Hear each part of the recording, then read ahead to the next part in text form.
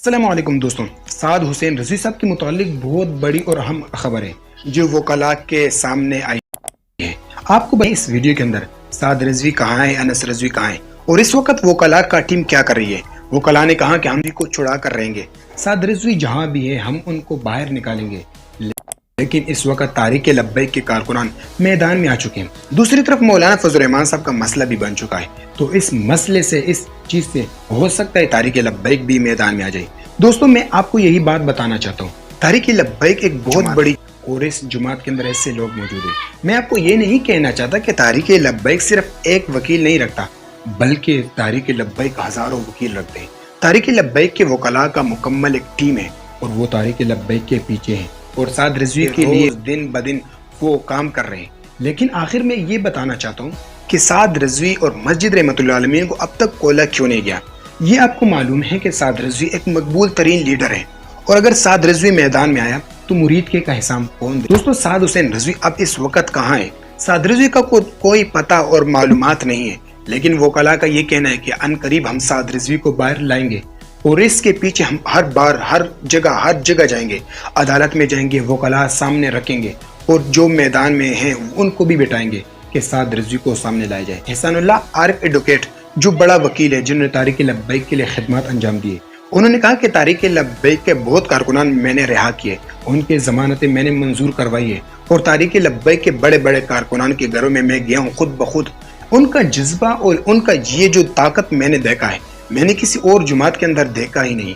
उन करीब साद रज़वी और उनके कारकुनान मैदान में आएंगे, क्योंकि साद रज़वी एक बड़ा मकबूल तरीन और बहुत ताकतवर एक नौजवान है, लेकिन हिम्मत बहुत बड़ी है।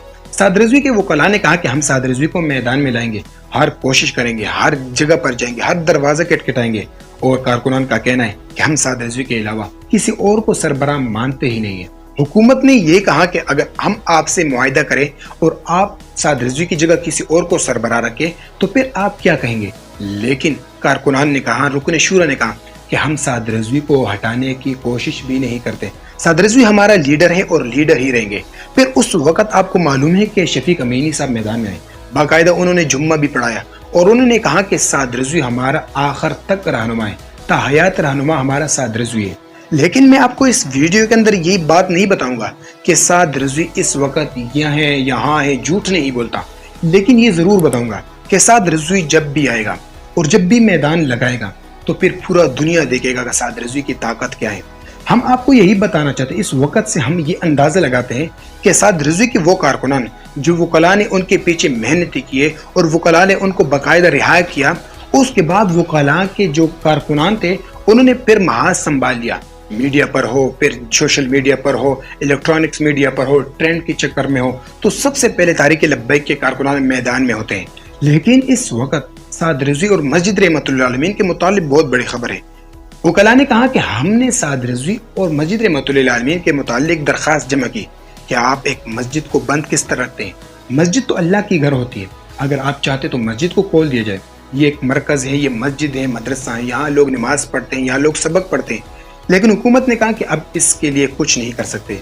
बाकायदा कुछ जजों ने तो इनकार किया कि हम ये फैसला नहीं कर सकते, ये फैसला हमारे हाथ में नहीं है। तो ये फैसला किसके हाथ में है, कौन ये फैसला करेगा? अगर किसी के हाथ में नहीं है, अगर जज बेकाबू है, अगर जज बेबस है, तो ये फैसला कौन करेगा?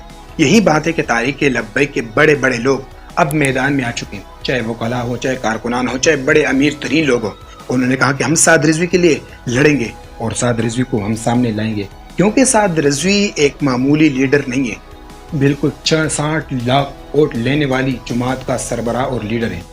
उनको ये शराइत भी रखे गए थे कि आपने अगर तारीक लब्बैक को चलाना है, आगे चलाना है, तो साद रज़वी को पीछे कर दे। अगर आपने तारीक लब्बैक को आगे चलाना है तो साद रज़वी को सरबराही से हटाएं। लेकिन कारकुनान ने कहा कि हम साद रज़वी को हटाने के चक्कर में बात नहीं, हम साद रज़वी को बिल्कुल कायद मानते हैं और इनको हटाते नहीं है।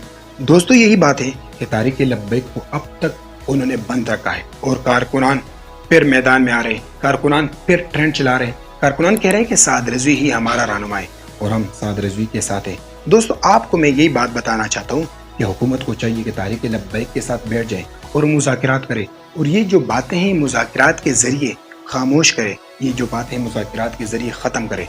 ورنہ ملک پاکستان کے اندر انتشار بھی پھیل سکتا ہے۔ ایسے لوگ ہیں جو اس مسئلے سے فائدہ اٹھا سکتے ہیں۔ پھر الزام کس پر آئے گا؟ طارق لبیک پر۔ لیکن طارق لبیک نے پہلے کہا کہ ہم امن پسند لوگ ہیں۔ اگر ہم تلوار اٹھانے والے ہوتے، اگر ہم سب کچھ بندوقیں اٹھانے والے ہوتے تو ہم مرید کے میں لے آتے، لیکن ہم امن پسند لوگ ہیں اور ہمارے ساتھ ایسا نہ کیجیے۔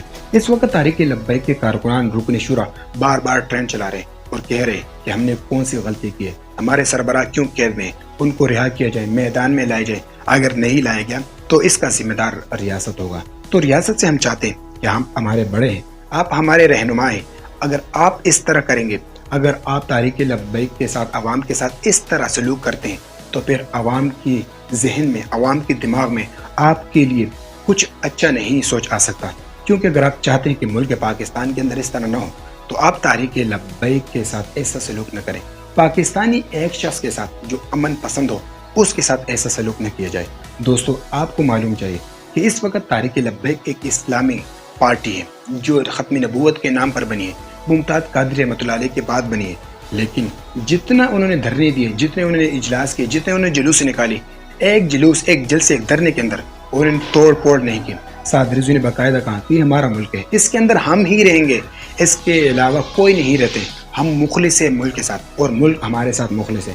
تو چاہیے اداروں کو سعد رضوی کے ساتھ اچھائی کے ساتھ پیش آئے، ہمارا ملک ہے اور ہم اسی کے اندر رہیں گے، غیر جو ہے وہ ادھر سے بھاگ جائیں گے، لیکن اس ملک کے اندر وفادار رہیں گے۔ اور وفادار کون ہے آپ کو معلوم ہے۔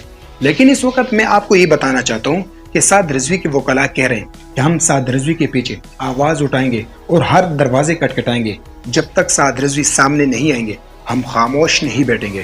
تو یہ بہت بڑی خبر ہے اور اس وقت کارکنان ہو سکتا ہے کہ طارق لبیک کے بڑے لوگ پھر کال دے دے اور کہیں کہ چلو میدان لگاؤ، کیونکہ ہمارا لیڈر ابھی تک نہیں چھڑایا گیا۔